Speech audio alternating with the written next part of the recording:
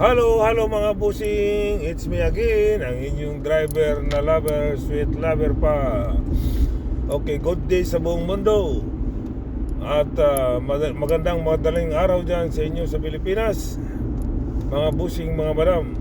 Shout out sa Luzon, Visayas, Mindanao. Mga busing, mga madam, at shout out sa buong mundo. Okay mga busing, mga madam, bago po ang lahat, please, makisuyo uli ako, makiusap. Please, dalawin niyo po ang aking YouTube channel. Hindi pa ako nagsasawang magsabi sa inyo. Dalawin niyo po ang aking YouTube channel. Hindi makasilang po, nandun po lahat. In-upload ko po lahat yung mga yung mga dapat kong in-upload. At makikita niyo po lahat doon. Paki-subscribe na lang po. At click niyo yung notification. At makita niyo yung all. Tuldukan niyo na lang.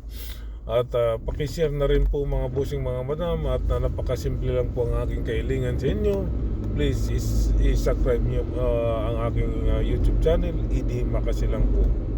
YouTube channel ko pa Idi Makasilang. Kung ano po nakalagay sa aking Facebook na pangalan, Idi Makasilang. Ganon din po sa aking YouTube channel, Idi Makasilang. Okay mga busing, mga madam. Sa aking Facebook naman, maraming salamat po sa mga aking mga followers. Nang dahil sa inyong malaking pagbabago po ang aking Facebook. Maraming po salamat sa inyo, sa aking mga followers. Sa mga hindi pa po nag-follow, please follow, like, and share. At magkomento din kayo dyan. At mamaya babasahin ko po mga busing, mga madam. Okay, dalawa po ang ating pag-uusapan. Topic lang po. Okay. Si Marcolita, bakit galit na galit siya kay Trillanes? Galit na galit po mga busing, mga madam, si Marcolita kay Trillanes.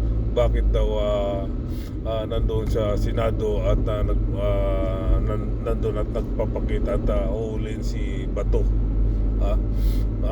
Yun ang sabi ni Marcolita. Ang sabi pa ni Marcolita, ito si Trillanes, kung ano ang sasabihin ni Bato, halimbawa sasabihin ni Bato na papakainin niya ng tae, kakain din siguro si Trillanes ng tae, sabi ni Marcolita. Galit na galit talaga. Ang hindi alam ni Marcolita, siguro alam naman nito ni Marcolita na sinunod lang ni Trillanes ang request niya, di ba mga busing, mga madam? Sinunod lang niya yung mga request niya na pumunta ka rito, Bato, sumama ka pa, sabi pa ni Bato, di ba, kay Trillanes, sumama ka rito, sumama ka pa, mag-arrest sa akin. So sinunod lang ni Trillanes yung request ni Bato. Hindi naman si Trillanes ang mag-uhuli, ang mga NBI lang Pumunta lang doon si Trillanes dahil ni-request ni Bato na sumama pa at sumama pa siya mag-arrest sa kanya. Ni-request lang naman ni Trillanes yun ni Bato di ba? Ni-request lang ni Bato. So pinagbigyan niya para hindi rin mapaya si Trillanes, di ba? Pero ito si Marcolita, galit na galit talaga kay Trillanes dahil kung papakainin daw ni Bato ng tayo, si Trillanes kakain daw. Di ba? Talagang galit na galit dapat si Marcolita, kasuhan niya si Trillanes kung anong ikakaso niya dyan, kung bakit pumunta sa Senado, di ba? Bakit huli niya yung bakit nakikialam siya ng paghuhuli ni kay Bato, di ba? Kasuhan niya si Bato. Kasuhan niya pala si Trillanes, di ba? Attorney naman si Marcolita ba't tayo niyang kasuhan? Puro na lang putak ng putak, di ba? Puro na lang siya dakdak ng dandak sa Senado. Di kasuhan niya si Trillanes. Ganun na kasimple, di ba mga busing? Kasuhan ni Marcolita, di ba? At ito pa naman, tapos ang pangalawa, galit na galit yung mga supporter ni Bato, especially yung attorney niya, si Trillion ba o Trillion? Torion. Ang sabi niya, kasi may mga kumakalat na poste doon sa part ng lugar kung saan, halimbawa sa Quezon City o sa Metro Manila, na may nakalagay doon na wanted na si Bato, yung poster niya, di ba?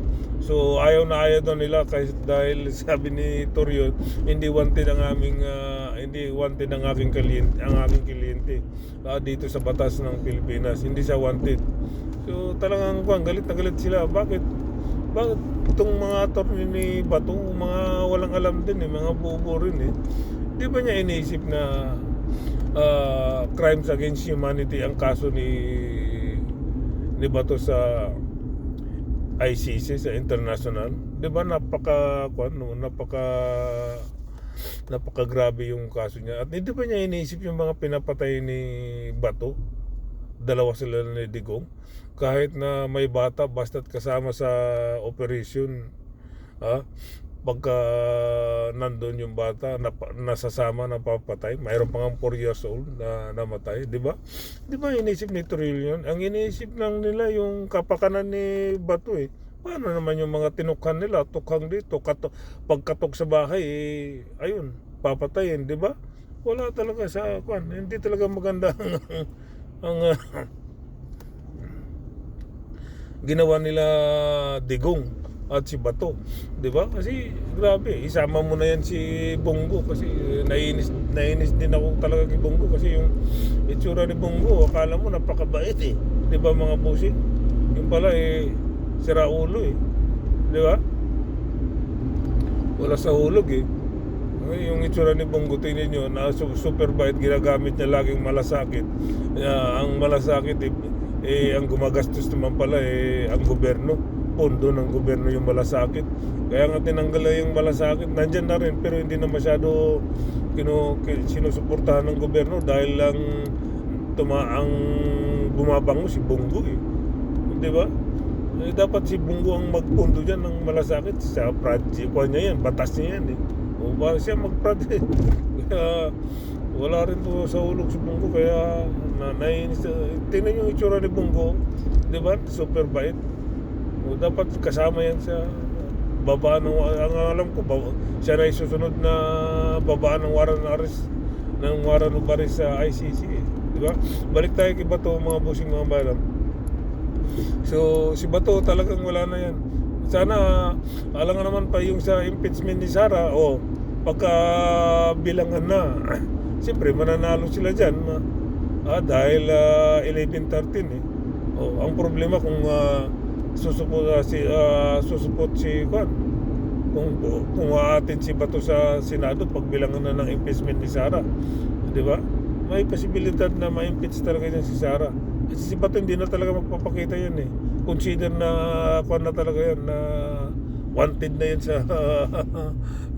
yan sa buong mundo, hindi lang sa Pilipinas, buong mundo na, kasi international na yung warrant of arrest niya yung crimes against humanity yung kaso niya. Walang piyansa. So talagang nagtatago siya kasi alam niyang may kasalanan siya, di ba? Tingnan mo mga ibang senador, walang kasalanan. Di ba? Nagtatago pa, wala. Kasi grabe talaga yung ginawa nila ng pagpatay sa mga tao. Kahit na addict man yan o hindi addict, basta itukhang ka, that's it. Di ba? Sorry ka na lang pag ikaw pagtripan ng mga pulis. Tukhang dito, tukhang doon. Yun ang iniisip dapat ng attorney ni Bato, si Torrio. Hindi nila iniisip yung mga pinapatay nila, yung mga tinutukhang nila.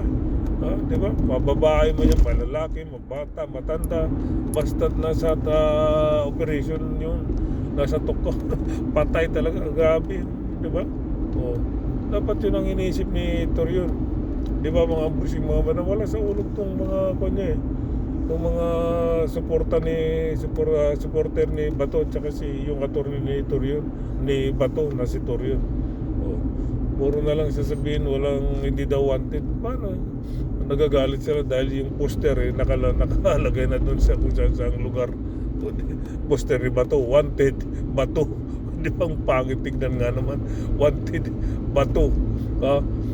Crimes against humanity. Pero yung ICC International release. Di ba? Ganun nakalagay sa poster ni Bato. Patay talagang kahiyan yung ginagawa. Kahiyan talaga yan sa pamilya ni Bato, di ba? Nagtatago tabang-tapang pag nagsalita ngayon wala na rin yun si Bato. Nang dahil sa kanya nagulo yung Senado Dalawa yan sila ni O siya nga pala mga pusing mga madam, napanuran niyo ba yung kay Undersecretary Claire Castro, mga guest niya doon, si Jambic Remulla, yung chief ng PNP at yung secretary ng Department of Justice. So